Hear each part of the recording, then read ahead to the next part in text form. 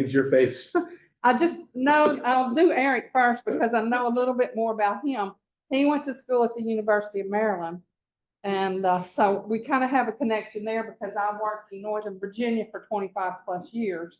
And my major professor, when I was an undergraduate student, also went to school at the University of Maryland. But Eric has a degree in horticulture sciences with a focus in design and construction. He relocated to Charlotte after he finished his degree, and he's been here for over 20 years, correct? Close to 30. Yeah, 30. Oh my, you need to update your bio here. Yes, I do. Where does the time go? It goes fast, doesn't it? He's held several positions in the green industry. He managed the branch and nursery departments at John Deere Landscapes, which is now what? Site one. Site one, Mhm. yes. And he's also worked at 2 other prominent local landscape companies. His industry qualifications include International Society of Arboriculture Certified Arborist. He's a member of the North Carolina Landscape Contractors Association, a member of the North Carolina Urban Forestry Council, and a member of the Tree Care Industry Association. So, you know, when people are members of professional associations, they have to take continuing education to keep their certifications current. And so they know the latest, newest techniques and tips and things that they'll share with you tonight. His passion is a strong background in insect and disease management. Thirst for knowledge and his love of plants makes him a perfect fit for the myriad landscape issues in the Charlotte area. And I was talking to him a little bit earlier, if they had sent crews over to Western North Carolina. He said, no, they actually had 3 extra crews come in to help them with the damage in Western Charlotte area. So they go all over. Don't y'all actually have some over in England? We do. Okay. Yep. We have a division in England, and our expansion in Canada is really on fire right now. Oh, okay. Because I remember years ago up in Virginia, with the Virginia Nursery Landscape Association did a field day, and there were like 6 guys and a couple of girls that were from England. Mm-hmm. Yeah. They were there as a kind of an exchange internship, and it was really neat to see those kids getting involved in the industry. So Nick is our other speaker. He is also a certified arborist with the International Society of Arboriculture. He's a graduate from the University of Rhode Island. He holds a Bachelor of Science degree in turf management and horticulture.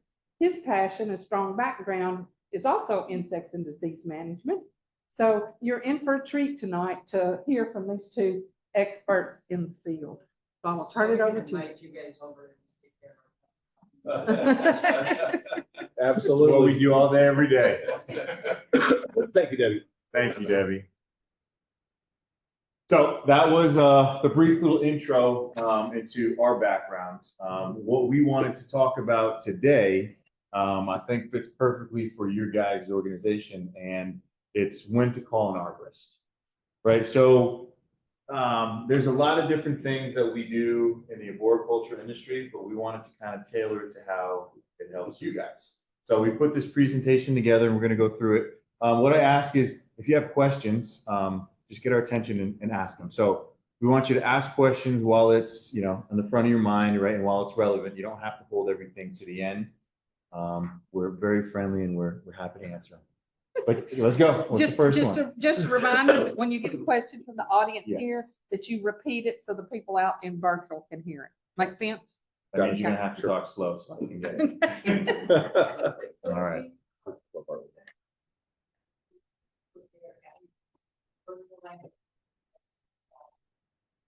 Yes, so the statement that I am relaying to our virtual audience now is, if you have a question, you can type it in, and then that question then will be asked, and then that way you'll hear the answer that everybody, the whole audience is going to answer. Yes. So a little bit about Bartlett, because you heard information about myself and Eric. Bartlett is the industry leader in the scientific tree care in scientific tree care. So we are fortunate enough to live here in Charlotte, where we have our research facility and arboretum. It's actually located right across the street from our office, kind of down by Lake Wiley. And the draw to that is everything that we're going to be talking about here, and a lot of the stuff that's relevant in the industry, is all tested. And the majority of it, a great deal of it is developed right there at our Arboretum and research facility. So stuff that happens on your property, right? So things that we'd be doing to help your landscape and to turn your trees around and help your trees has already been research done and trialed on the lab grounds before we then implement it on your property. So it's got a fantastic diagnostic lab where if Eric and I come out and we don't know exactly what's wrong with it, right, we can take samples. And then there's a whole team of diagnosticians and PhDs there that will analyze it, and then they send the results back so we know exactly what is going on with the plants. Our role, mine and Nick, there are 9 Eric and Nicks in the Charlotte area that handle the entire Charlotte market. We stretch from basically Columbia, South Carolina to the western part of Gaston County, up to Salisbury, up to Statesville. So we cover a wide area in the Charlotte metro, and there's 9 of us. Nick handles the Monroe area, so it makes the most sense for Nick to be here tonight to speak. I handle our commercial clients south of I-85. We have another arborist that handles commercial clients north of I-85. And then again, there's by zip code base, we're kind of all over the Charlotte area. And our job, Nick and I, is to come to your property and to inspect your trees and shrubs and provide recommendations. And that's what we do. So we're going to get into kind of why to call an arborist and what an arborist does. But that's our role. And our role is to then provide recommendations. And then we have the crews that work for us in plant health care and in our tree care division. And they come out and they perform the work. So we'll make a recommendation that you maybe need to do something to your tree. There's some pruning that's needed. And then we're able to then implement that and have them come to your property and take care of that. So Bartlett's a company that is privately owned. We're owned by the Bartlett family. Mr. Bartlett is our CEO, and he's a 3rd generation. He's well into his 90s. We've been around since 1907, and we have a footprint that covers 43 states, as Debbie mentioned, Canada and the United Kingdom. So we have a wide reach, privately owned, and it's great to work for a privately owned company that is so thoughtful and caring about tree care. So just a little bit about Bartlett before we talk about arborists.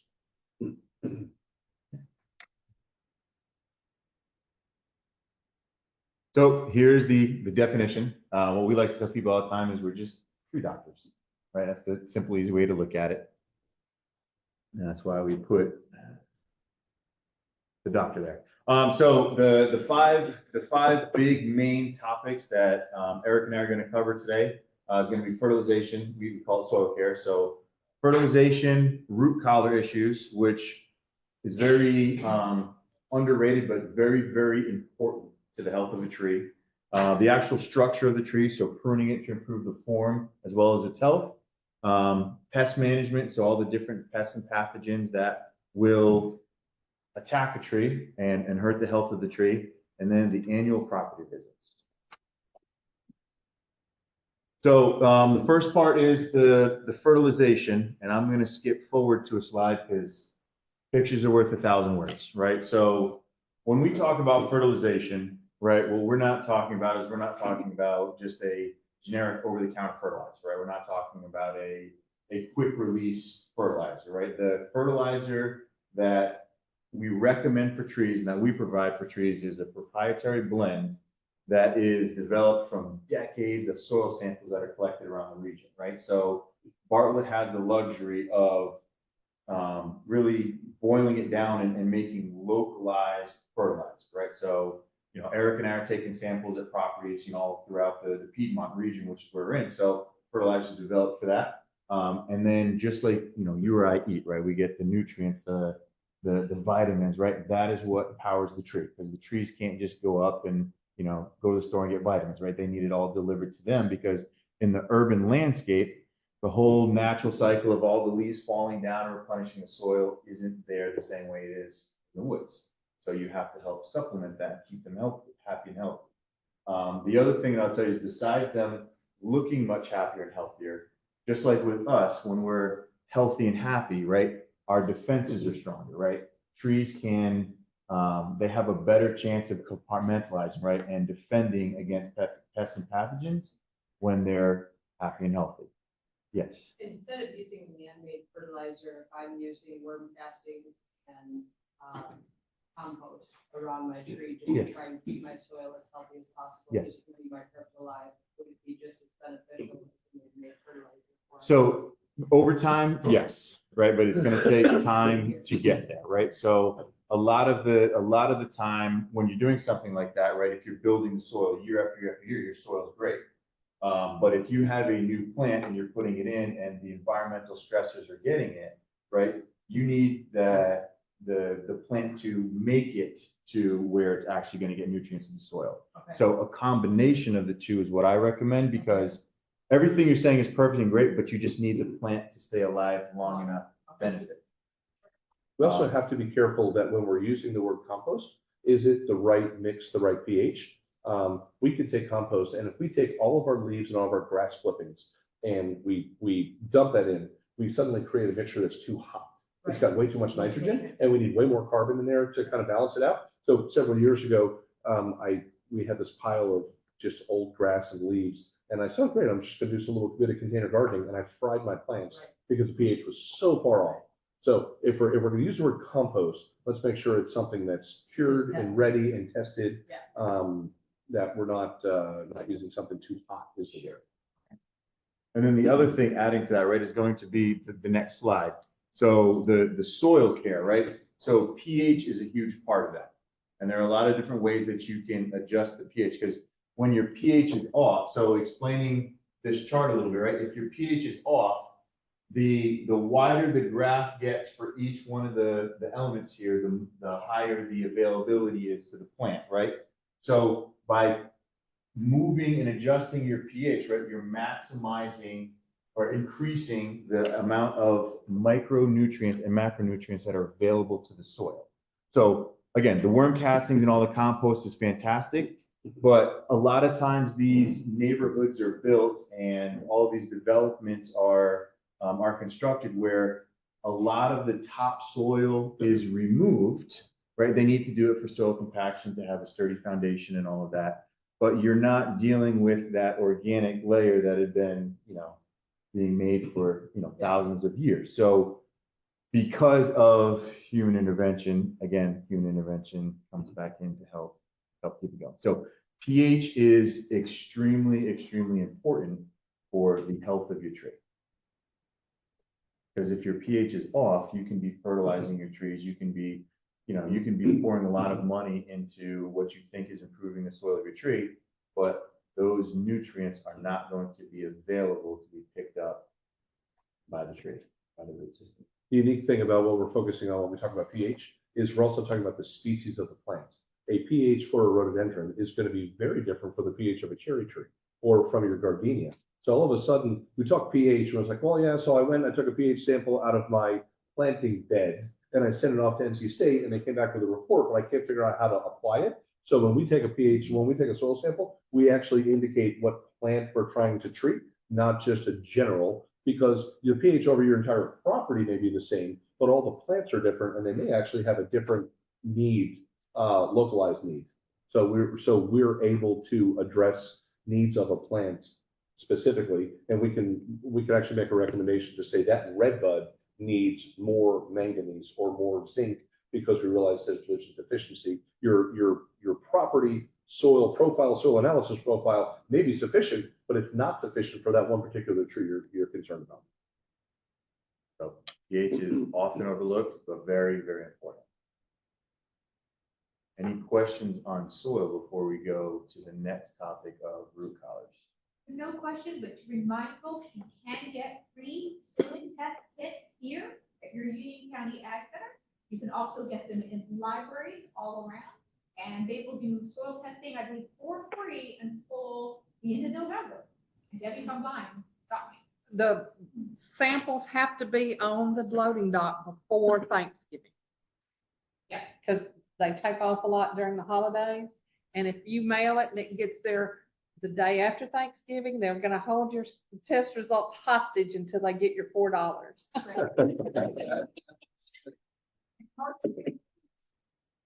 The other times it's free.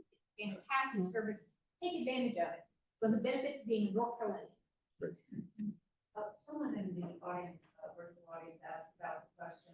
They couldn't get the question about the worm cases and the Yeah, so the question that was just asked online is referring to if worm castings and other compost can replace fertilizer.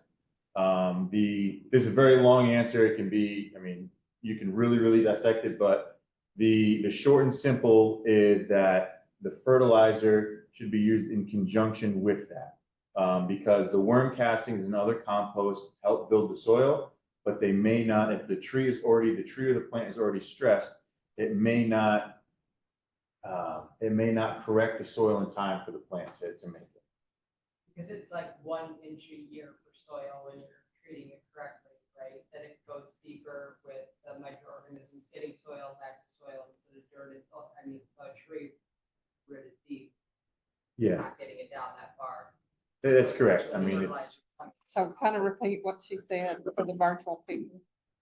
Okay, so what was just said there is when you add the organic layer, like you add the worms castings and other compost to the top of the soil, you put it on top of the soil profile. It takes time for it to work into the soil profile where the tree's root system is. So I don't know exactly if it is an inch a year, but it's something very similar to that. So it takes a little bit of time for it to actually work in, become a part of the soil profile. Is that it for the online questions or the virtual questions? Okay. You want to start with root pillars? So we talk about fertilizer first because it's important and soil makeup is important. And we know that the urban area that we live in, stripping off the most beneficial nutrients of the soil is a challenge for our landscape. But we recognize that the second most important thing is the root system and the roots of the tree. So there's different ways that we have tree roots. When we plant trees, they come in a container. We buy them at the nursery in a container. They're balled and burlapped, which is dug from a field, or they're bare rooted. We know that when we plant something, depending on which way the plant was grown or shipped, we have to treat it differently, right? Kind of like our kids, they all have a different need. So something in a container, we're going to plant very different than something in a ball and burlap or something that's bare root. And we know that. We know that there's a common problem of overplanting or planting depth. Very easy, happens a lot. We dig a hole, we don't tamp the bottom of the hole great, the plant settles, and all of a sudden we come back in a year and our plant's 2 inches deep and we say, I swear, I measured it when I put it in and it was just the right level, and all of a sudden it's now too deep. And now we're scratching our head because another year goes by and now we can't just pick the tree up and then reset it down at the correct depth, right? So we have to do that when we plant the plant originally. And we're going to talk about girdling the roots a little bit, and we're going to talk about planting materials that hold the tree in place. So plant your trees properly. We dig the hole how much wider? Twice as wide, right? Twice as wide. No deeper, but we dig the hole twice as wide because we want those lateral roots to grow out. We don't want to create a wall where we're going to dig down and put a plant in a small, what we call a pocket hole or a pocket plant, that the walls of the plant are just enough to slide into, because those plants, it's just like being in a container. In our clay soils, they're going to start to girdle and grow in circles, right? So we want to give those roots the best chance we can to start growing horizontally and laterally. Up here. We want the root flare exposed around the tree. We don't want soil too close to the tree. We want to keep the mulch away from the trunk. We want to put a soil ring around it, but we don't want too much of a soil ring, because too much of a soil ring, from what we find, is when we go mulch the tree in year 2 and 3, this soil ring, all of a sudden we're filling this up, and now we have 2 extra inches of mulch that we didn't want. So we have to be diligent, and 1 of 2 things need to happen. We need to have a lower soil ring, and the reason we put a soil ring in is to retain the water from Mother Nature or watering on a hose or whatever. So we want to hold some water while the plant's acclimating. But if this is too tall, we're going to overfill it with mulch. So we need to be diligent to come back in year 2 and remove the tree ring, or build the tree ring a little bit shorter. Backfill and planting, we want an organic mix. of soil that came out of the hole, in addition to organic material that we're putting back in a hole to give the plant the best opportunity to grow. And there are roots that are girdling or around the pot. If we have a container plant, that container plant was taken from something this big, and the roots are growing like this, and then it was put in a bigger container, and now the roots grow out and then do this, and then we put it in a bigger container. Yeah, perfect. And we put it in a bigger container, and all of a sudden, we now have a beautiful looking tree with roots that are like this, and they're growing in a circle, and we're gonna put them in a hole, and what are we gonna do? They're gonna keep growing in the direction they were going. And eventually it turns into a tourniquet, right? So I can't tell you how many times Eric and I have gone to a property, and they're like, what's wrong with my beautiful tree? It was great for the past 10 years, and now all of a sudden it's starting to decline, and we see the big girdling root going around the base. So an easy thing to think about is think of the tree right here as your wrist, right? Bark your skin, under your skin, right, are all the tree's veins, right? So that's where all the tree is moving the nutrients from the root system to the canopy. So just like you, if you're to apply a tourniquet or apply pressure to your wrist, right, you're constricting the flow. That's what's happening to the tree there. One other thing I wanted to bring up that Eric brought up that's super, super important, and this is me being on the residential side of the industry. A lot of people buy the plants from the nurseries, is the soil mixture, right? If you notice, Eric said the existing soil and then amending some of it, right? My best recommendation is a 20-80 mix, 80% existing soil, 20% compost. The reason being, I love analogies, I'm gonna use tons of analogies, right? Is when you dig a hole here in the clay, you created a bathtub, okay? So if you take the richest, nicest, most organic topsoil you can get, right? And you fill the rest of that hole, the rest of that bathtub with that soil, you planted the tree in a sponge, and it's gonna dry. You're gonna create root fungal issues and all of that. So breaking up the soil, creating the pore space, mixing in some of the organic matter to help with the microbial activity in pore space allows the tree root system to expand and keep it happy and healthy. What's happening in our, go back, what's happening in our communities that are being built right now. 15 years ago, there's a very, very large retirement community in South Carolina area, and I put a proposal together for a new phase to do the plantings there around all the new homes. And there were, I don't know, 10 3-gallon plants, 2 7-gallon plants, and 1 15-gallon plant. And we submitted our pricing, and the architect came back and he said, "Oh my gosh, your pricing is twice as much as your competitor. What are you doing?" And I said, "Well, I don't know. I just plant a plant, and here's the price, and I know the cost of the plant, and I know how to plant the plant." And so we started digging into this, and I'm grateful that this architect spent the time to talk to me about this. And I said, "I don't understand why we're so far off. What's the deal?" And he said, "Well, did you see the note on the landscape plans about pocket plants?" And I said, "No, I blew past that because I don't know what that word is, so I just kept going past it." He said, "Oh, so when we build communities, we have pocket plants. We dig a hole exactly the size of the plant to cut down the labor, and we take a plant and we stick it in there and squeeze it in there, and then we walk on." I said, "But that's not how I plant plants. I plant it twice the width. I bring in extra soil. I amend the existing soil, and that's how you have healthy plants." And he said, "Yeah, well, yeah, but that's not what we do." I said, "Well, great, then I'm not your guy. Yeah. I'm not the company that's going to put my name on 30,000 plants for 3,000 homes. I'm not going to be your person." And we agreed to disagree, and we moved on. And some other landscape company did that. So we see these new homes. So Nick and I now have the opportunity to go see the homeowner that's in that nice starter home. And we walk in, and they say, "My plants look terrible." And the first thing we do is we pull apart, and we get down on our knees, and we scrape away the soil, and they go, what are you looking for?" I said, "I'm looking to see how it was planted." "Yeah, but it was alive when we bought the house." I get it. That's the point. It was alive when you bought the house, and it's declining now. So how do we improve that? What's the plan to improve that? So we're running into this because we're in an industry that is overrun by production. Let's do it fast. Let's move on. Let's not do it right. And our job is to identify that and to fix that.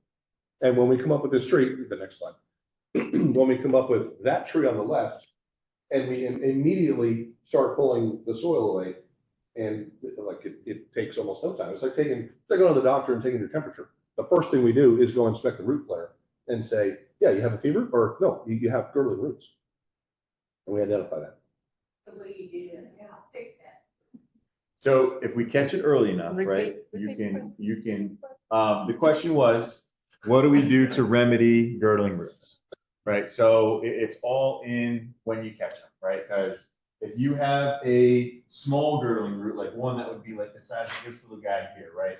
It's a small percentage of the diameter of the trunk, right? You can cut that. When you get to bigger, bigger roots, like bigger root, like, you know, like something over here, right? You see how this has been in there a long time? It's very hard for us to get to that root, so we have to excavate the soil using an air spade. So we blow the soil away, which doesn't hurt the roots.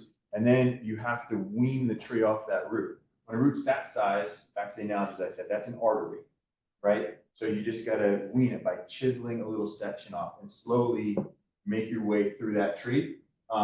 Those, you know, like these are, you know, salvageable. And sometimes if it's too bad, it may not be salvageable because it actually hurts. I think one more, do we have it? No, we didn't have a When you're picture. chiseling that root slowly, is it just then making the tree much more dependent on its other root systems? Exactly. Yep. So repeat. The question was, when we chisel a root system, so when a girdling root is too big around the base of the tree, we will chisel out a little wedge, right? So we go no more than a third. So we chisel 30% out, wait a year, you can do 30 more percent. But the reason for that is you're slowly weaning the tree off of that root system, so it's not as dependent on it. You're letting the remainder of the root system kind of catch up and pick up the load. That top left picture there, when we come in with an air spade and air compressor, we blow the soil away, it's like taking an x-ray. Because otherwise, the bottom left picture is all the soil in place. We hadn't really excavated. We can't tell what the problem is. Our hunch is that it's planted too deep. It's got girdling roots. There's too much soil around it. Then when we take our air spade in, the dark line that's there is where the soil level was, and all of that was covered. So we blow the soil out. Rather than using mechanical tools, we use air. Air doesn't damage the roots. Then we can take the x-ray and see, okay, that root needs to be cut. We probably should leave that one. We can remove this one, staying within the 30% rule. We take out just enough to help the tree. Sometimes we have to come back year 2 and year 3 to do more, but we can't take too much roots because the reality is this tree these are superficial roots that are growing in the pot, but this tree is growing with the root that is really going that way and really coming down and going this way. So those roots are not really dependent on the overall health of the tree. They're there, they're providing enough, but we want to get rid of those and let the plant focus on the more lateral roots. buttress roots. The buttress roots are going down and going out. You go back to the previous slide. We went back to the previous slide.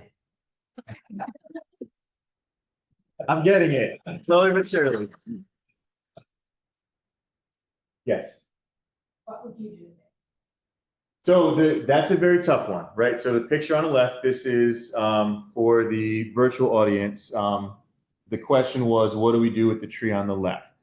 That is a very challenging question because a lot of it depends on the homeowner, right? Because your emotional attachment to the tree may be extreme, and therefore I'm going to take a much different approach. If I were to just go a survivability approach, I'm going to guess that tree is probably a 2-inch caliper tree.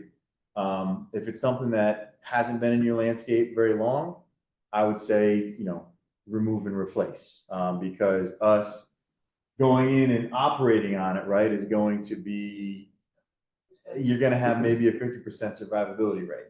But if it's Grandma Ethel's tree that we planted in her memory, and every year we get together around it and we remember her, that's an important tree, and maybe we have to keep it. But in a subdivision where they planted all the same trees, and this is what it looks like.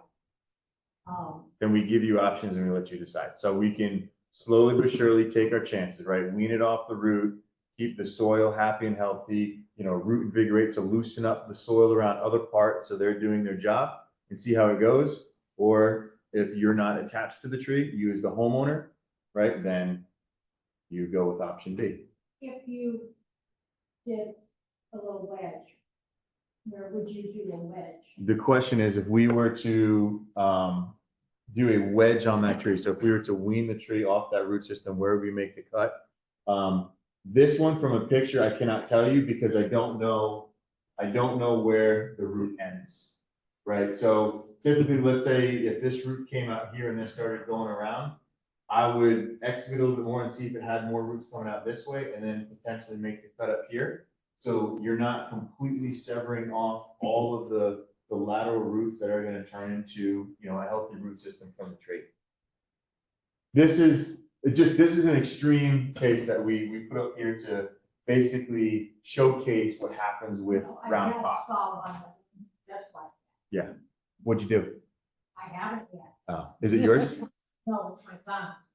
Oh, so next time we meet, we want to know what the verdict is. Yes. So you gotta lay out the options for him. Okay. It's possible in the ground for 6 months, maybe you pop it out of the ground and start working on it and cutting the roots up. We do a study at Bartlett at our research lab, and we have taken trees like that and knocked every bit of soil off, almost turned into a bare root tree, cut 30% of the roots off the tree, and then stick it back in the ground. And survivability is actually great. The survivability statistics. About 4 years old. Okay. The question was, how old is the tree that we're referring to? And the answer is 4 years. Okay. Yes. I think just shrubs ranging from 1 gallon to 3 gallon. Okay. That were planted for me, Yes. and they are pocket plants. Okay. Is it a good idea to dig them up and try and loosen their roots and make the hole bigger? And do I do that in the winter when they're dormant? So the question was for shrubs that were pocket planting being the hole the same size as the root ball when it's first planted. The question was, how do you remedy those? The simplest, easiest solution to that is a process called root invigoration, right? Root invigoration, think of it as rototilling the soil, but using the air spade that Eric and I were talking about.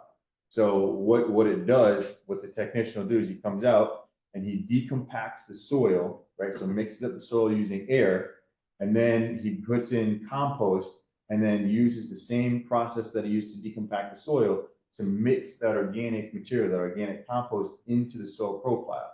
You're creating all the pore space and loosening the soil so the root system can expand into it, therefore eliminating the negative effects of the pocket plant. So that we have a whole system developed and we do tons of it. It is super, super beneficial. It's, believe it or not, I mean, the process looks very, very complicated, but once the technicians get going, they make it look very simple. But you really got to know what you're doing. So they're really good at it. And we do that from the fall until I'd say probably midway through spring. It depends on soil moisture, because you can't do it when it's super, super dry because the soil here is cement, right? You're working through cement.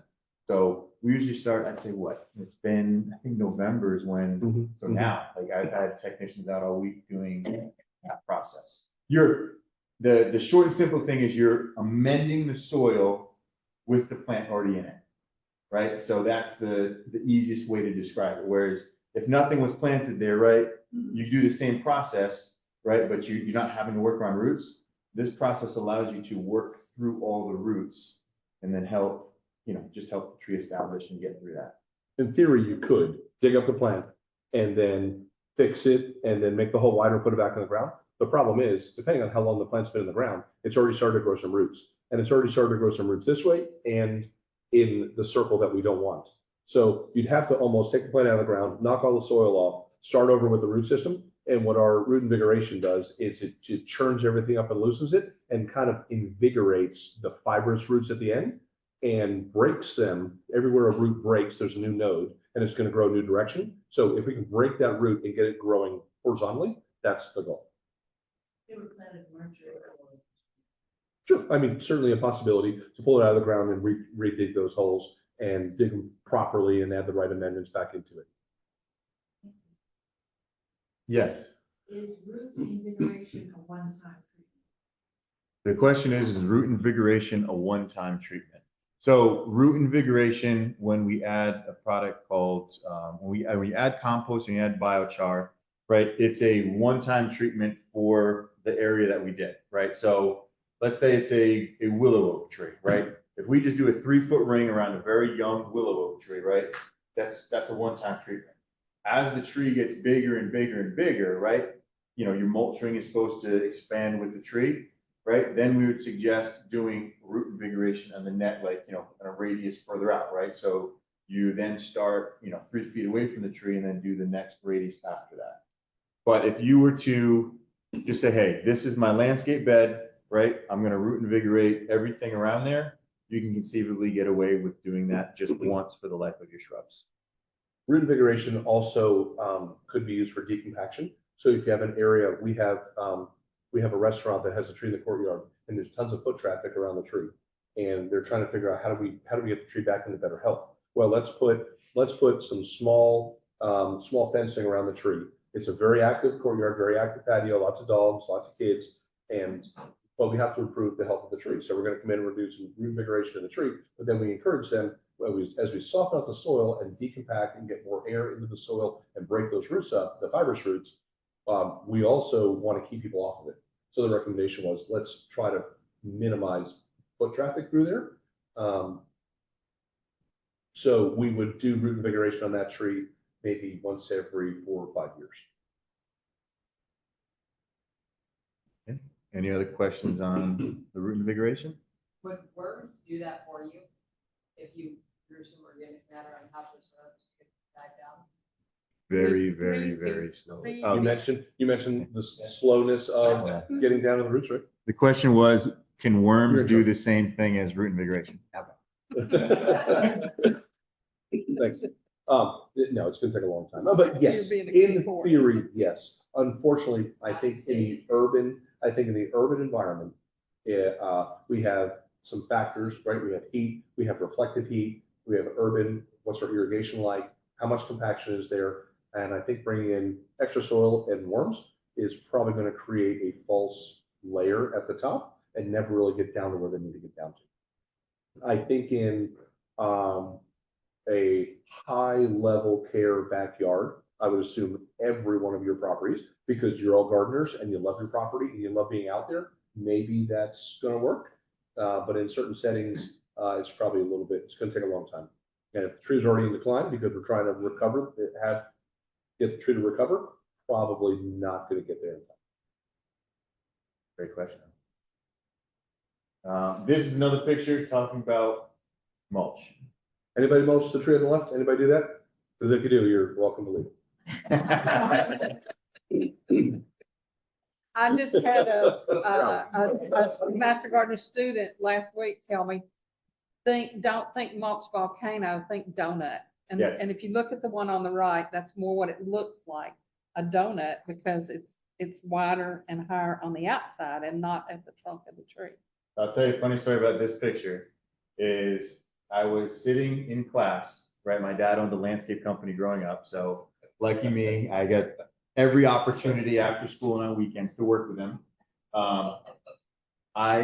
If somebody bought 2 yards of mulch, I was giving them 2 yards of mulch. There is no way I was shortchanging anybody. So here I am sitting in class and my professor brings up this picture. And I call my dad after and I'm like, Dad, I have been mulching every McDonald's in the state of Rhode Island the wrong way for the past 5 years. And then The good news is 20 years later, we're still doing it. Yeah, well, yeah, then again. So this is super common, and it's very, very hard to combat. This is something that we call a continual maintenance item, because if you come in and you mulch your trees, right, you do it the perfect way. You have the correct root flare, right? You know, you can be blowing up leaves, right? Or your tree can be on a hill, and just natural weather occurrences, wind, rain, you know, your landscapers with a leaf blower, right? It can eventually fill the well of the tree and hide the root collar. So this is something that when you're in your landscape, you want to consistently be moving mulch away from the base of the tree. So If a tree looks like a telephone pole going in the ground, it's wrong. You need to explore it. If you can see the root flare, it looks like an elephant's foot, right? Then you're in good shape. So this is not a one and done. This is a continuous data, continue to check because everything migrates to the base of a tree. It just does that. In 25 years of being in commercial landscaping, no contract ever includes removal every 3 years of excess mulch. Mulch is going to break down, right? We could have the pine needle versus mulch, shredded hardwood versus mini nugget. You could have that discussion all day long. But the reality is, no contract ever includes removing the old mulch, getting it back to ground zero, and then putting new mulch in. Because what we do is we say, oh, time to mulch the trees. And we go mulch the trees. Well, we're mulching at a quicker rate than the mulch is breaking down. And we're almost creating, not as adverse as the picture on the left, but we're almost creating that because we're trying to create the donut, but it's not breaking down enough. And aesthetically, it needs to look better because it's the holidays. I want to look nicer. And we put mulch down because we feel like we need to put mulch down. And it's just building up, building up, building up. So the best thing you can do is probably every 3 to 4 years, just drag it out, start over, get back to soil, and put new mulch in. Any questions on that? Okay, you've got several big trees. Okay? Yep. And you've got a lot of ground level roots. Yep. Is it a good idea to take those leaves and just kind of form a cover, so to speak, over those roots so you don't get mower, or is it bad? So the question was, if you have roots, large roots that are coming up and exposing themselves in your lawn and continually getting hit by aerators and lawnmowers, what is the best way to keep that from happening? You taking it? Yes. Put the mulch down. But the second part of your question was where my problem was. Don't put the mower over it. Well, Drive around it. If you're going to put the leaves down, then there's no grass. Don't provide mechanical injury, opportunity for mechanical injury to your roots. So yes, put leaves down, mulch leaves. I actually have a kid in our neighborhood had something in the mailbox. Some ambitious high school kid offered to A, remove leaves from your property, B, take the leaves and mulch them and put them around your plants. I'm like, that kid needs to work for us one day. Nobody does that. Everyone wants to take our leaves, put them in the bags, put them out for trash, send them to landfill. And the reality is we're taking all the nutrients that are existing on our property and getting rid of them. So sure, put them around your tree, cover the roots. Sure. Don't stack them up like that. Yeah. So the thing that I'll tell you about the leaves falling down, right? You're copying Mother Nature. So exactly what you said, that's what Mother Nature does in the woods every single fall. So I'm a firm believer that every tree should have a bed around it, whether it's a leaf mulch ring or just a mulch ring, right? The mulch keeps the soil cooler, reduces soil compaction, adds organic matter, and protects the tree from mechanical injury. So whether you use the lawnmower and you shred up all your leaves and put the mulch ring, or you actually buy mulch and apply it, the tree will thank you for it. All right. Now we're going to pruning. Okay. All right. So structural pruning is huge, right? Structural pruning kind of sets the tone for the rest of the tree's life, right? You don't want to just put a tree in the ground, right, in an urban landscape, right, and just let it go, because there are certain cuts that can be made, right, that are going to benefit the tree as it gets older. There's a picture on the next slide that's going to showcase this, and it's going to make a lot more sense than me just explaining it like that. Being proactive, right? The adage of an ounce of prevention is worth a pound of cure, right? So pruning the tree so branches aren't rubbing and injuring one another is one of the best things you can do for the overall health of the tree. Creating the structure by getting rid of co-dominant leaders reduces the compaction. Again, the picture will show that. And then it's also just the physics of the overextended limbs, right? When Mother Nature, trees are designed to grow in the woods, right? They grow as fast as they can, as tall as they can, and they go. When we put them in a landscape, they all sprawl, and more often than not, we always put targets under them, like houses, sheds, gardens, people, right? So as the limbs continue to grow and get longer and longer, right, we've created artificial hazards, so therefore we have to mitigate a lot of that risk and reduce some of the weight of the limbs. So this picture is fantastic, right? This shows the difference between just planting a tree and not touching it, right? So you're not protecting your investment, right? You're not nurturing the tree, right? Versus planting a tree, right?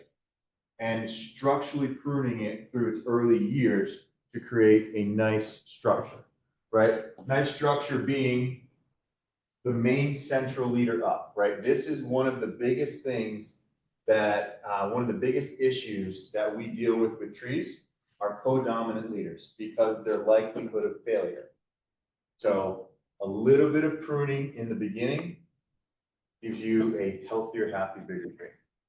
Anything you want to say on this one? I'd say the left tree, if we talk in dollars and cents, right, the left tree is going to take 20 cents to prune. The right tree is going to take $20 to prune.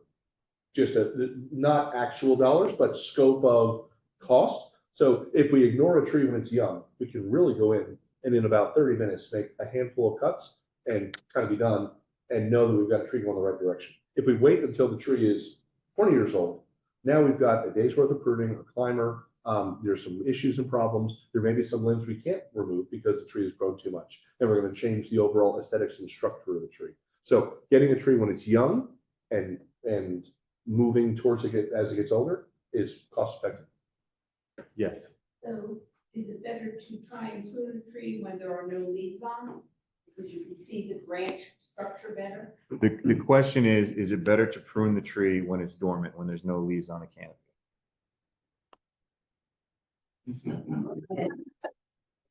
Yeah. Kind of, yes. If it were true, we as a company wouldn't have anything to do for 8 months of the year. So, Just wait for the leaves to fall. so Radio. the thing that I'll say that it's catch-22, right? So when you're pruning a small little tree, right? Like when Eric and I are walking the property, right? And you have, you know, a whole street of young, you know, I'm going to call them teenage trees, right? Absolutely, because a lot of that is going to be from the ground, right? We're using, you know, modular pole system, right? And we're making clips because we can see in the canopy. Once you get to bigger mature trees, right? It's kind of six of one, half a dozen the other. So when we go through and we prune the tree when there are leaves on it, right? Some benefits are our guys can move to those limbs and identify dead limbs with a little bit, you know, a little bit quicker because leaves on it, no leaves on it, right? So they can kind of move and isolate and pinpoint dead limbs quicker, right? And we never take off more than we need to. So as long as your tree work, arboriculture is a lot of thirds, right? So if you're not pruning off more than a third, right, you're not going to hurt the tree. So we always stay well below that. We like to stay in the, you know, the 20% thresholds. And then we also are going after dead limbs, right? Which you can prune any time of year and you're reducing the risk, right? Whereas if those same trees, so we prune them in the winter too, the efficiency of the winter, right, is we can see the silhouette, we can see the structure of the tree, right? And we can move through the tree quickly, but it takes us a little extra time to identify each of the limbs in the tree because they move differently, right? So a dead limb is going to be much more rigid than a living limb. So we prune year round. And as long as you are working with a certified arborist that knows what they're doing, you're in good hands. It's just when somebody knocks on your door and says, hey, I just bought a chainsaw and I have an old pickup truck. Can I prune your trees? Ask some questions. I'm probably going to a Japanese maple, slower growing. The wrong cut drastically changes the look of that tree. I'm probably going to encourage the client to say, hey, let's do this when the leaves fall off because we really want to get it right. We want to do some internal thinning. We want to do some subordination cuts. You want it to grow a particular way. So let's do that in the winter. So yes, that was my hesitation. Like, sure, there are some scenarios where we want to wait till the winter and just kind of look at it a little bit holistically more, the overall look of the tree. But for the most part, you can prune any time of year, and structure pruning is just kind of case by case. But I'd say the general rule is any time of year is fine. Thank you. Putting in new community 4 years old with hard clay that we've worked on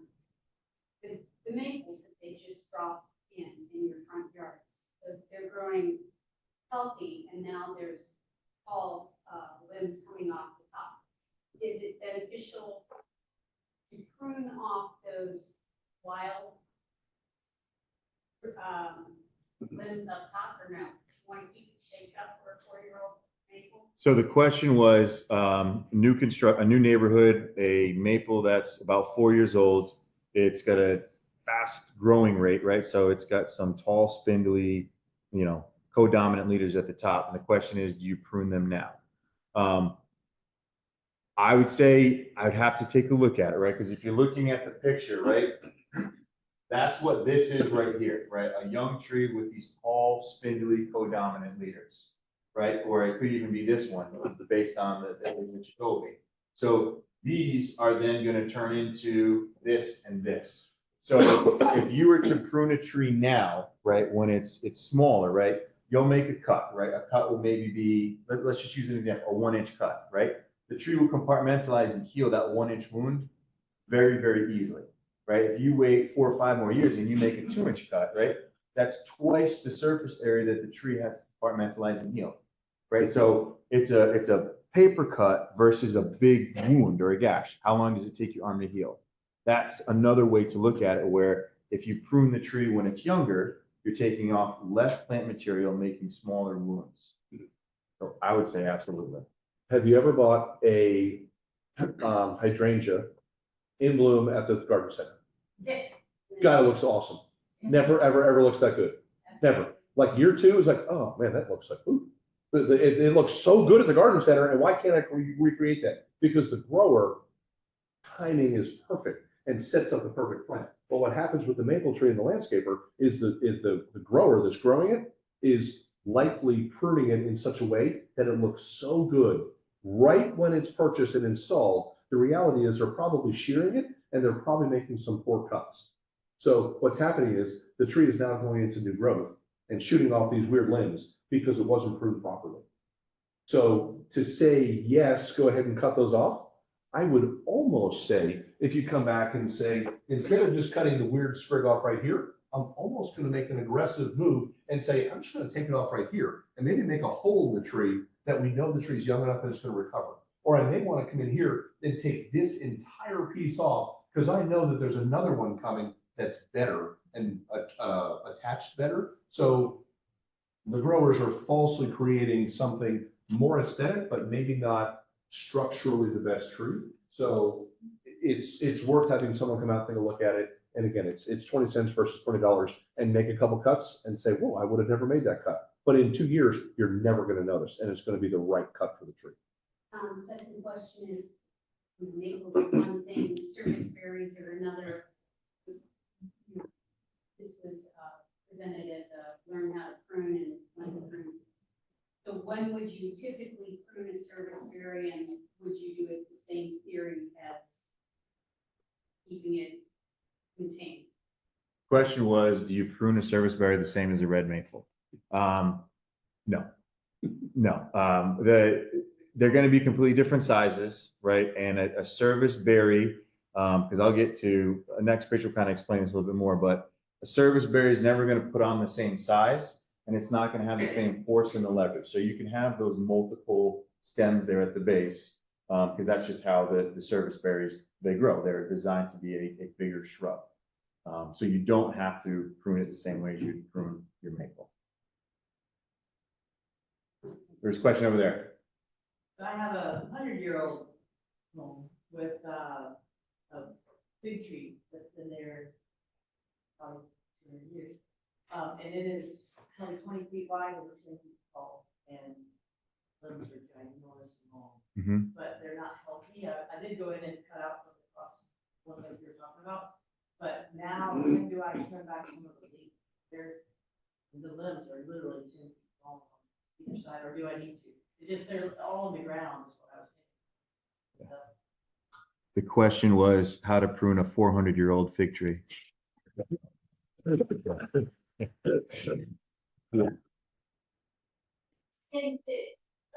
got fixed, but I do just, it's very lengthy.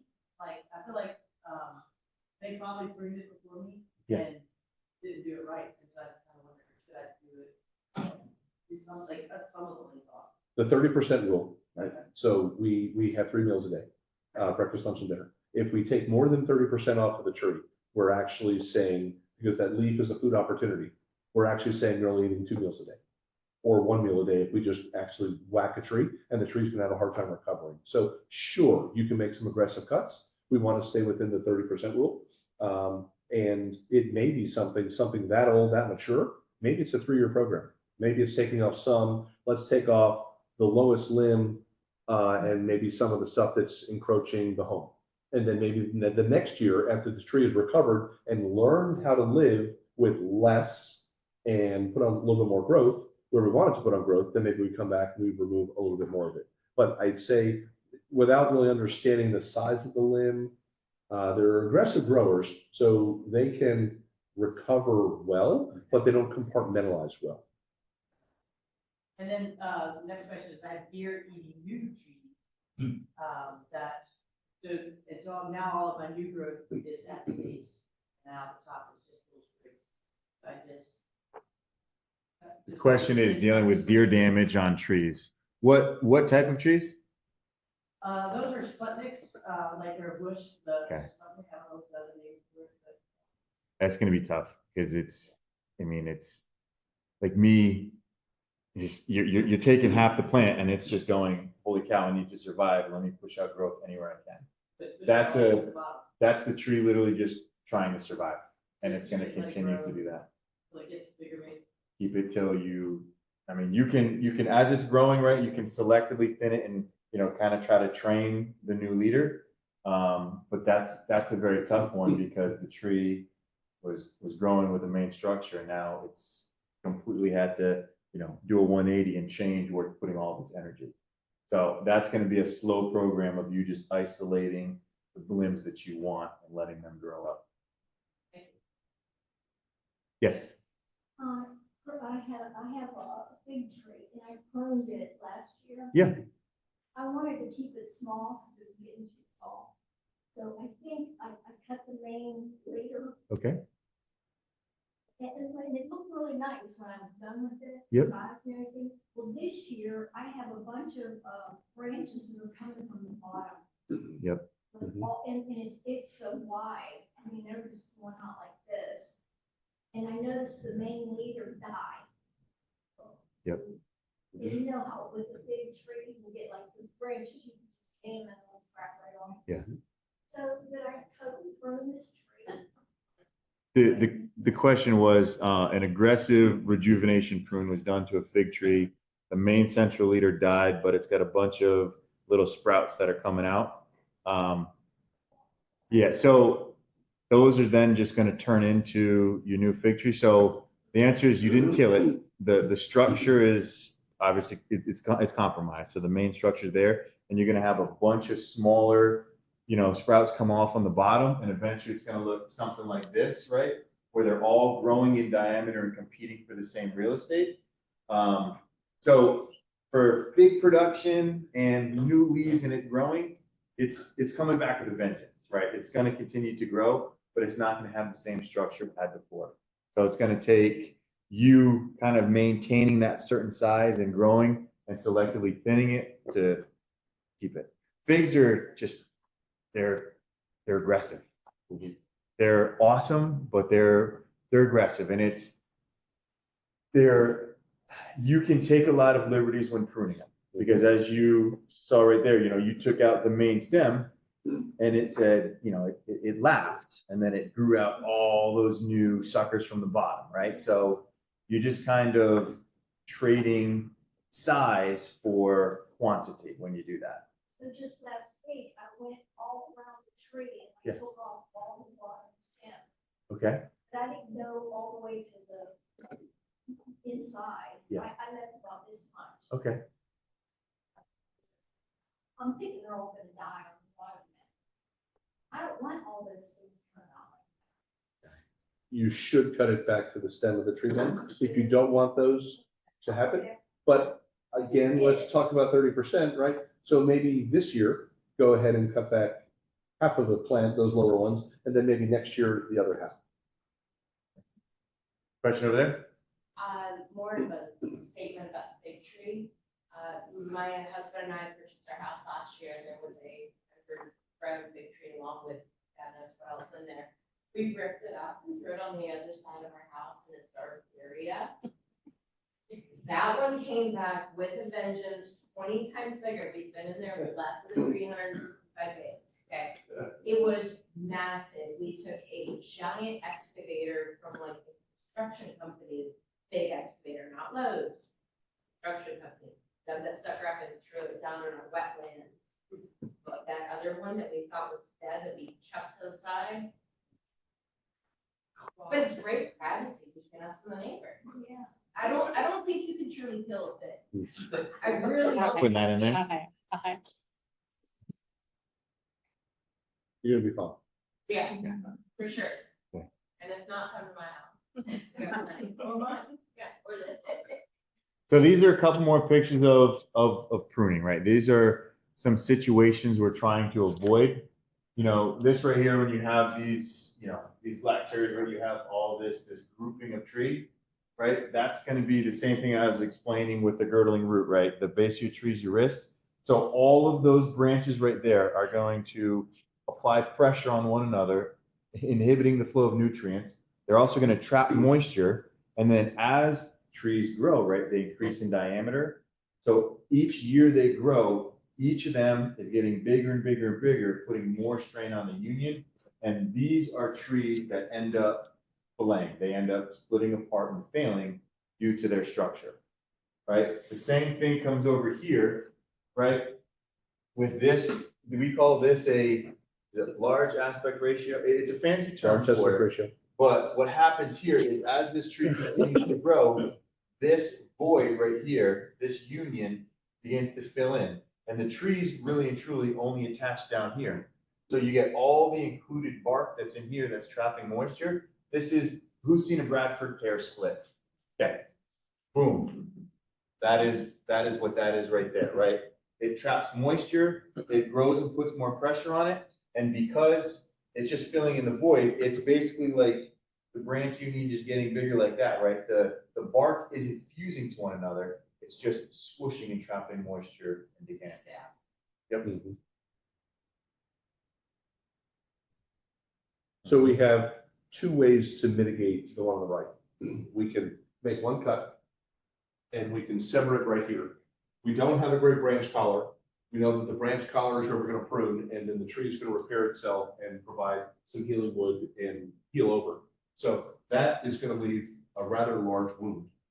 Or we can come into this tree and we can, over a period of probably 5 years, follow me, we're talking math. If we take 30% of this crown down, the tree is going to take 30% and put it where? Into this side. And the next year we come back and we take 30% more off of this. The tree is going to push the same amount of energy into the tree, but this needs 30% less. So it's going to put 30% more over here. So in theory, we could watch this tree over 5 years. We could slow the growth of this limb down, put more energy here, and in 5 years, this on the right is probably going to be twice as large as this, rather than only 20% larger than this, right? So it's called subordination pruning, and coming in and reducing until finally we make the cut, or maybe we now manage the tree. This is a scaffold limb instead of a codominant limb. Codominant means they're similar in dominance growing up in the tree, or a scaffold limb is the lowest lateral limb. So maybe this is now our scaffold limb, and we are managing this with a larger top. That's a high level of maintenance of tree pruning. It's costly. It's coming back year after year. It's doing subordination pruning. It's knowing 30%. How are we going to do? Are we going to do a heading cut? Are we going to do proper pruning? So what are we going to do? How are we going to slow the growth of the tree on the left down, the limb on the left, to allow more energy into the right? But it's guaranteeing the tree survives versus taking the risk of cutting that whole. That's right. That's right. Right, the one time, no, just cut it off. Great. Your tree may go into stress. That limb may be more than 30% of the entire overall system. Mm-hmm. If you do a big cut like that, is it good to put that seal on it, the pruning seal? The question is, do you seal up the wounds on the tree? No, no. So it might look good, but realistically what it does, right? That's us trying to play Mother Nature, right? So realistically what it does is it covers the wound so you can't see, you can't do a visual inspection, right? You can't see behind it. It traps moisture behind it and increases the rate of the color, right? And then it slows down the tree's ability to compartmentalize. So what you want to do, if you're going to do something like that, ideally, you don't have to make a cut that big, right? Because you catch the tree when it's younger. Because what Eric was just explaining, right, is the cut that he was just talking about is something that's made right here, right? Mhm. If the tree had a little bit of pruning here or here, right, you'd end up with this and you'd never be in this situation. But back to your question of where you paint it, there's been a lot of research done. I mean, my dad was cleaning out the basement the other day. He had old tree paint. There was special tree paint that was marketed for the tree care industry to cover up the wounds, right? So again, like I said in the beginning, one of the benefits that we have is we have a research facility that does all of it, right? And they've made a bunch of giant wounds on trees and painted them all throughout the Arboretum, and there is absolutely no benefit to it. Is rubbing alcohol effective on your pruning shears when pruning to help it heal faster? I tried to experiment in my garden last year, and when I would prune back anything, half I would use rubbing alcohol, and half I wouldn't, and within one day, it would be fully healed on the plant versus not using rubbing alcohol. So the question was, do you sterilize pruning equipment between pruning cuts? I have not, I mean, I wasn't there, I haven't seen the cuts. I've never used rubbing alcohol unless you're doing, like This is boxwoods. Okay, It's not- okay. So for trees, no, no. For like rose rosette, well, if you have rose rosette, you just got to take the shrub out. Like for boxwoods, if you're going from plant to plant, absolutely sterilize your equipment. As far as compartmentalization of wounds and healing, no, it doesn't do anything. It just stops the spread of disease, pests and pathogens. Okay, and now we're going to pest management. A great segue. So pest management is huge in our industry because all of our trees, right, are grown. You guys have all heard the term monoculture, right? So all the trees that you're getting in a landscape all start somewhere. Typically, they start in a greenhouse or a big nursery that has all the same trees, just a monoculture as far as you can see. So the nursery industry does a very, very good job of controlling pests, but a lot of the pests that come onto your property, right, all come from the nursery, right? The nursery is the one shipping them from county to county, from state to state, right? That's what is moving a lot of these pests around. And sometimes the pests just fly on their own, right? But just because you have a relatively young landscape, right, and everything looks good, doesn't mean that you are free of pests, right? Because if you blink and then all of a sudden, 2-3 years down the road, you have an infestation, you can really see them. It didn't start the day before you noticed, right? It started years before you know it, right? So knowing what to look for and having a treatment program is one of the best things that you can do. Usually it's a secondary stressor. So if a tree is stressed, like if we have a lot of, every summer we have droughts, right? The tree is then stressed and it releases a pheromone and attracts beetles. So stressed trees are more susceptible to insects. In here, they're easy to control. The majority of the pests that we have are very, very easy to control. And you can stop them before it reaches the threshold where it's causing damage to your trees. Here's a couple of pictures of, this is gloomy scale on a maple. I'd say this is predominantly one of the #1 insects that we are dealing with here in our area, because red maples are so popular and so prevalent. And this is on, when's the last time you saw a red maple? It doesn't have this. Yeah. So the thing with this is think of each of these as armored ticks, right? So these are scale insects that have a needle for a mouth, right? And what they do is they pierce the tree and then they feed on the tree. And with a red maple in particular, when a red maple is stressed, it puts more sugar in its sap to compensate. That extra sugar in the sap then feeds the scale insects and the population grows, and you start that downward spiral. And then eventually you end up like the tree on the right.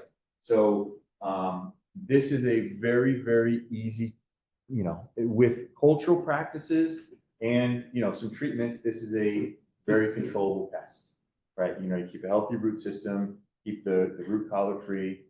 You can spray dormant oil, and then you can also treat it when the life cycle, when it's vulnerable. So it's at June. May. Yeah, May. You can really control this. The next big one that we wanted to bring up, the ambrosia beetle. Has anybody ever seen little toothpicks coming out of their trees in the landscape like that? Right. So ambrosia beetle is a opportunistic pest, and it is a lethal pest. It goes after stressed trees, and it pretty much goes after them indiscriminately. Right. So it burrows in and it moves in a serpentine-like fashion under the bark, girdling the tree.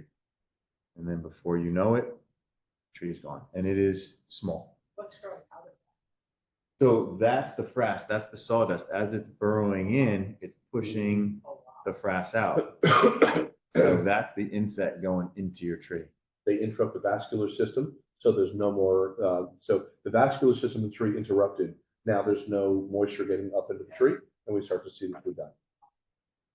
Yep. So if you ever see sawdust, fine sawdust around the base of your tree, don't hesitate.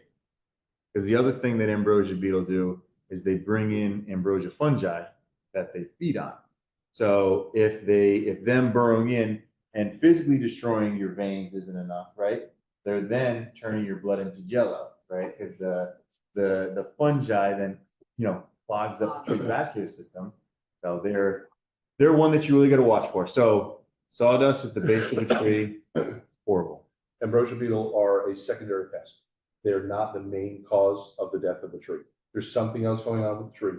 Trees under stress let off the pheromone. Tree gets struck by lightning, and suddenly the tree goes into some sort of immediate stress, but it's not enough lightning to kill the tree. It's just enough lightning to shock the tree. The tree lets off a pheromone, and all of the ambrosia beetles are flying everywhere in nature. They fly right past healthy trees, but when a tree lets off the pheromone, the ambrosia beetle goes right for the tree, bores into it, and will kill the tree. So tree gets struck by lightning, we can come out promptly after the tree gets struck, and we can coat the stem of the tree with a pesticide. And as the ambrosia beetle bores into it, it eats the pesticide and it dies and doesn't get into the tree. Now the tree has time to recover and say, oh, okay, I can survive this lightning strike. I can survive this construction traffic from the new driveway that was put in and half my root system was cut. I can withstand the stress that I'm under right now because one of my main roots was cut for one reason, putting utilities in. And the tree, we don't know that the tree lets off a pheromone. We can't smell the pheromone. We have no idea. All we can do is see the secondary. So if we know a tree is damaged to the point that it may let off the pheromone, it's a treatment every 60 to 90 days during the growing season, and we can get the tree to recover, get through that growing season, and then the tree's fine once it stops letting off the pheromone. But in a forest, this would be very helpful to take out the weaker trees, giving newer, healthier trees the chance to grow bigger by killing off a. Correct. The question was, is survival of the fittest happening in the forest? The answer is yes. I mean, Mother Nature created ambrosia beetles, right? They're here for a reason.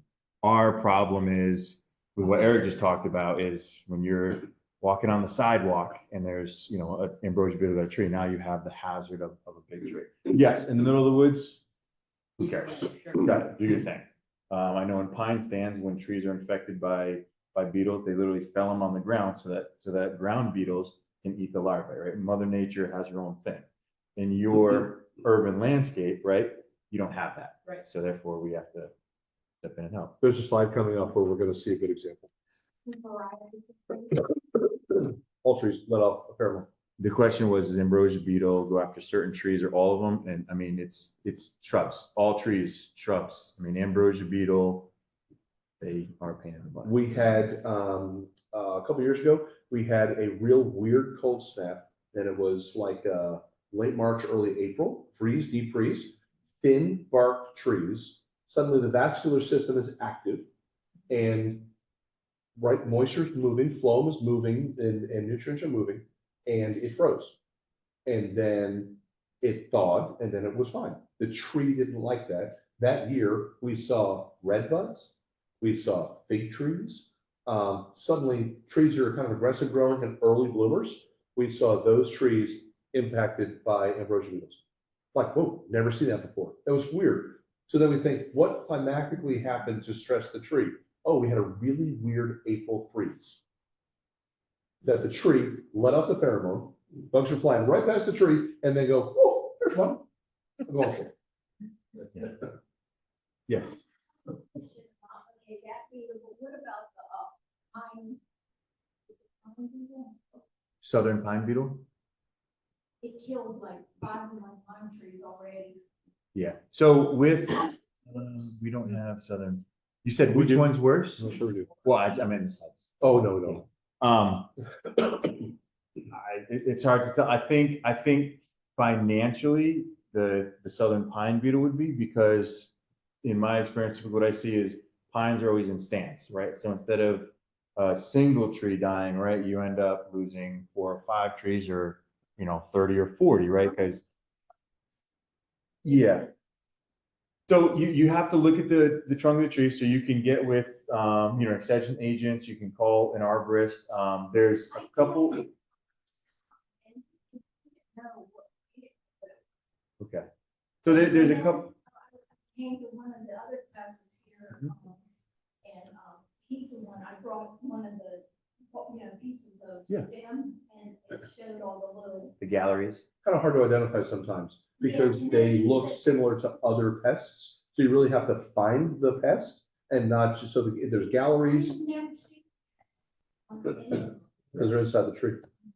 There is, I don't know. No, Under the bark, you Yeah. can see all- But they actually killed the tree, I mean. Yeah. And I got like maybe, I don't know, 10, they lined my driveway, and I'm worried that, I don't know how to get rid of them. I mean, how do you get rid of There's a preventative treatment. It's the same pesticide that we use for ambrosia beetle. We have a client down the road, and we go out every year, and every 60 days we go out, we spray a stand of pine trees up to probably 18 feet, and we coat the bark with this pesticide, so that if the southern pine beetle comes in, it bites it and eats it, and then it dies. But it's a high level management, right? Do we let the tree die? Do we risk the pests coming? Or do we say, no, we're gonna treat the trees? There are options. And that's a preventative option, because this stand of pine trees is so important to the client that they say, no, just go ahead and treat the trees.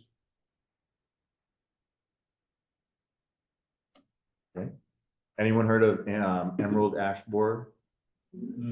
Okay, that's emerald ash borer. Yep. Okay, so you brought you're teaching. Yeah, You brought it. You're up. You brought him here. You're up. Yeah. So this one is, when I said that the ambrosia beetle is a financially devastating pest, I think this pest actually now has become the most costly invasive pest to hit the United States. Because not so much here, but in the Midwest, ash trees are their street tree.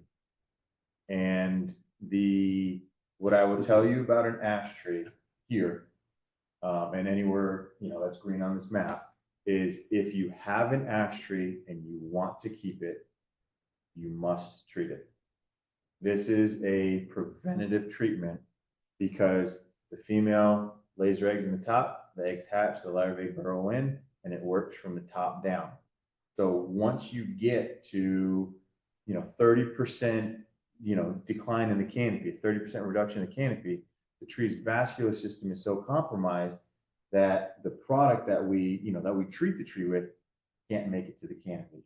And the other thing is, ash becomes very, very brittle when it's dead. So if you let the tree get to the point where you have a 30% reduction in the canopy, now you have all those hazards of dead limbs in the tree. And if you have an arborist that's going to prune the tree, there's a lot of care that needs to be taken, a lot of special precautions taken to prune an ash tree that has emerald ash borer because of it becoming brittle. So first step is identifying an ash tree, and just, if you identify it and you have it, plan to treat it if you want to keep it. If not, remove it and just get that problem off your plate. We're fortunate we don't have a lot of purposefully landscape planted ash trees in this market. There's a handful of places that have it, but they're usually native growing, lowland, silty areas near creek beds, and they're beautiful trees, but they're under attack. All right, this is slide 18 of 20. We're getting there, okay? 2 more slides. Annual inspection. Oh, yes, yes, yes. So inspect your trees. We look for things we can inspect in the winter, we can inspect in the spring. There's a row of oak trees, and every year we have a client that calls, and there's probably 15 or so oak trees, and the 7th one never puts leaves on. Client calls and says, I think my tree's dead. Nope, for some reason, genetically, it's just a little different than all the others, and give it 30 days, it's gonna bloom. It's gonna put leaves on. So when we inspect the tree, we're coming in the winter, we're looking for swollen buds. If you see swollen buds on a tree, the tree is putting on next year's growth. So people say, back to your, can you prune, what time of year can you prune? How do you prune in the winter when there's no leaves on the tree and you can't tell where the dead limbs are? Well, our climbers and our employees can look in the crown of a tree, and we can as well, and we can look for a swollen bud. And as that bud, as we progress into the spring more, certain trees will put on certain size buds a little bit differently, different time of year, different swelling, but we can easily look at a tree in the winter, look at the crown and say that limb's dead. And the layperson probably goes, how do you know? I'm looking for swollen buds. So we are, Nick talked about earlier, excessive rainfall and drought, changing temperatures. There's a lot of factors that we face every year, and every year something different is happening. Every year it's a little bit different. We just had a really bad storm that came through. And what we learned when Hugo came through, and it took us years to realize this, but there's actual vertical cracks that are occurring in trees that maybe suffered stress, swayed, cracked with a vertical crack that we cannot tell or see. And it may be years before a tree begins to decline because there's an actual crack in the tree. How do you identify that? Well, we're looking for decline in the crown of the tree on one side of the tree. Why do we see that decline? There could be a building was built, and now there's sun reflection coming down in an area that never had it before. Well, that tree now has a different microenvironment, a different small environment that is now hotter. We had a client a couple years ago. They had this beautiful Chinese elm in the backyard, absolutely beautiful, small backyard, Dilworth, uptown Charlotte, and people took care of the tree for years. And then the client called and they said, "Oh, my tree is dying, losing all the leaves. What happened?" So we went out there, we looked at the tree. They decided to put in astroturf in their backyard because they were tired of all the dog poop and all the bare dirt, and they couldn't get grass to grow. So they came back in and they created a microclimate because the soil temperature now is hotter because of the reflective temperatures. And this Chinese elm, we got it to live, but the Chinese elm had 2 or 3 years to go, "Oh, it's hot. I'm not getting as much water as I used to. This is different. What did you do to me?" Just because the client chose to say, "I'm going to put fake grass in my backyard because I can't grow grass." Great solution, but it impacted the tree, right? So when we come out, we do inspections, we're looking for all those things on your property. What's that? I got it right there. So questions about annual inspections? Okay.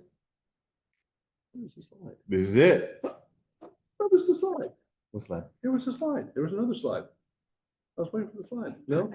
You deleted it when you were looking. I was. Right? I was like, yeah, no, Sure, I was excited for that slide. Anyway, it was a tree. It was a client that put in a circular driveway in their front yard, and they had this beautiful oak tree, and they called us too late, and it had already been dug up, and I mean, beautiful white oak, big white oak, and they put this circular driveway in, and